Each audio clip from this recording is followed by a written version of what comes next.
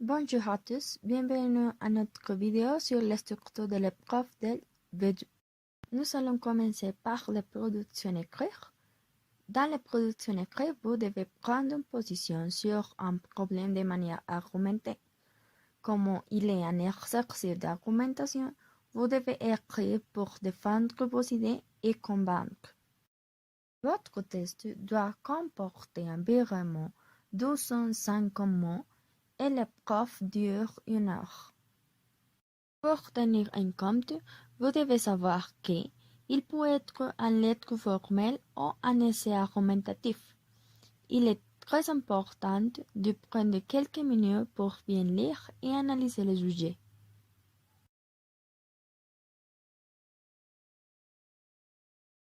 Nous allons présenter quelques stratégies pour la production écrite. La première, vous devez identifier la situation de communication à partir de l'information de la consigne. La deuxième, vous devez chercher rapidement des idées et des exemples. Et la troisième, vous devez faire un plan. Après ça, vous devez rédiger l'essai. Vous devez écrire l'introduction et une conclusion. Vous devez développer des arguments et utiliser des connecteurs. Finalement, vous devez réviser les tests. Maintenant, nous allons parler de la production de l'oral.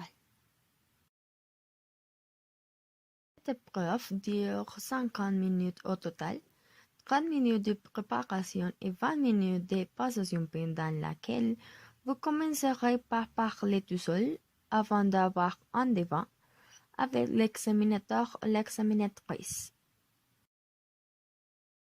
Vous allez tirer au sort deux sujets et vous pourrez choisir celui qui vous inspire le plus. Après que vous choisissez, vous devez suivre 3 parties. Vous devrez tout d'abord présenter le thème du test, l'auteur et le titre. Pour la deuxième partie, vous devez dégager une problématique, c'est-à-dire une question.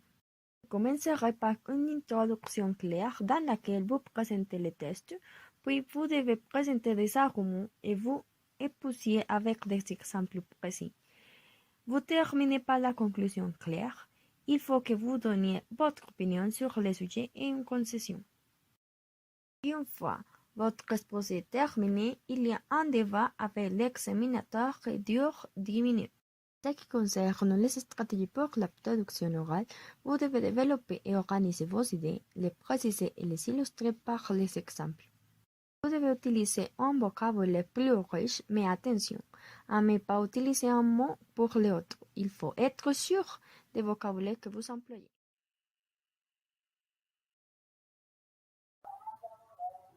Maintenant, je parlerai sur les deux compréhensions. Je vais donner quelques stratégies à suivre pour que vous réussissiez l'examen de les deux compréhensions. Je commencerai en parlant de la compréhension écrite. Donc, la compréhension écrite a une duration de 1 heure dans laquelle vous lirez deux textes, l'un de type informatif et l'autre de type argumentatif. Alors, avant de lire, vous pouvez lisser les questions. De cette manière, vous saurez qu'est-ce que vous devrez chercher. En outre, vous pouvez mieux comprendre de quoi c'est le texte. Après, vous lisez les titres et les sous-titres. Ensuite, vous savez le sujet du texte et vous pourrez faire des hypothèses pour mieux comprendre le texte aussi. Donc, vous pouvez lire les textes de manière survolée en cherchant des idées principales, secondaires et aussi exemples de chaque idée. Donc, pendant la lecture, vous devez reconnaître l'intention, les tons, les styles et les points de vue de lecture pour connaître les sujets de cette lecture. Si vous trouvez des informations que vous considérez pertinentes, et vous rappelle de mettre le nombre de la question correspondante. De cette manière, il sera plus facile pour vous de trouver l'information quand vous êtes en train de répondre les questions. Maintenant, je donnerai de ces stratégies pour la compréhension orale. Vous écouterez des audios.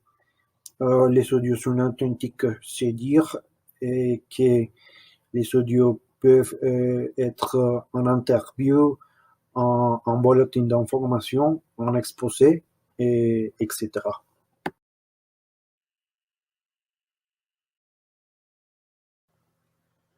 Donc, avant d'écouter, vous aurez un minute pour lire les questions.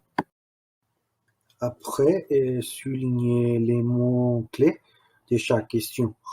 Ainsi, vous saurez à quelle information faire attention. Vous pouvez prendre des noms et de cette manière, vous pouvez savoir qu'est-ce que la personne dit. Et n'empêche, n'écrivez pas toute l'information que vous écoutez. En prenant des notes, vous pouvez utiliser des symboles qui vous aident à gagner du temps au moment d'écoute. Nous attendons que ces stratégies les aident à réussir l'examen. Merci et à bientôt.